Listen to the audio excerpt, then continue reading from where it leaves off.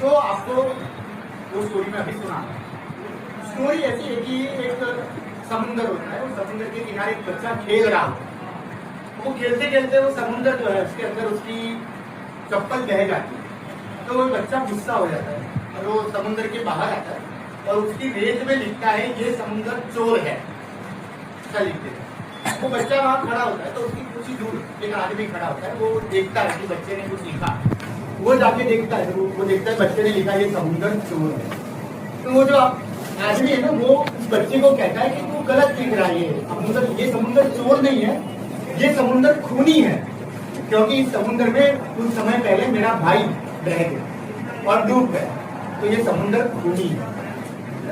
अब थोड़े समय में क्या होता है कि वहां पर कुछ मछुआरे होते हैं, वो मछुआरे उस समुंदर में से बाहर आते हैं, मछलियों का शिकार करते हैं।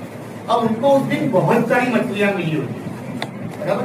तो वो मछुआरे बाहर आकर रेत में ऐसा लिखते हैं ये समुंदर बहुत लकी है, बहुत नसीब वाला, यानी हमारे लिए बहुत लकी है, क्योंकि हमको इसमें से बहुत सारी मछलियां मिली और बहुत अच्छा धंधा हुआ। अब ये तीनों अपने अपने हिसाब से समुद्र के बारे में लिखते हैं। उतने में ही थोड़ी देर बाद समुद्र में से एक गोताखोर, जो डुबकी लगाने वाले होते हैं समुद्र में कुछ ना कुछ ढूंढते हैं, वो बाहर आता है और वो इतना खुश होता है कि उसको समुद्र में से एक डायमंड मिला होता है, एक हीरा मिला होता है। तो वो बाहर आता है और वो लिखता है उस रेत के ऊपर ये समुद्र खजाना है, क्योंकि इसमें से मुझे डायमंड मिला। अब चारों अपने अपने हिसाब से, अपने अपने अनुभव के हिसाब से ये बातें समुद्र की उस रेत पर लिख देते हैं। एक ने लिखा समुद्र चोर है, एक ने लिखा समुद्र खूनी है, एक ने लिखा समुद्र बहुत लकी है और एक ने लिखा समुद्र खजाना है। कुछ समय बाद क्या होता है, समुद्र की एक बहुत बड़ी लहर आती है और वो लिखी हुई चारों चीजों को मिटाकर वापस जाती है। कुछ भी परमानेंट रहता नहीं है।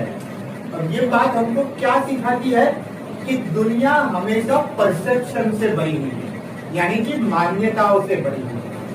किसी के लिए मैं अच्छा हूं तो किसी के लिए मैं बुरा हूं।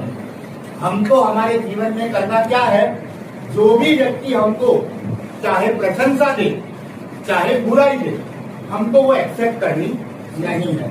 जो समाज आपको एक समय सिर पर बिठा सकता है, वही समाज दूसरे क्षण आपको जमीन पर भी बिठा सकता है, बराबर। इसलिए हमारा काम यही है, जो भी समाज ने परसेप्शन हमारे लिए बनाए, हम आए, उसको मिटाया और अपने काम के लिए वापस चले गए।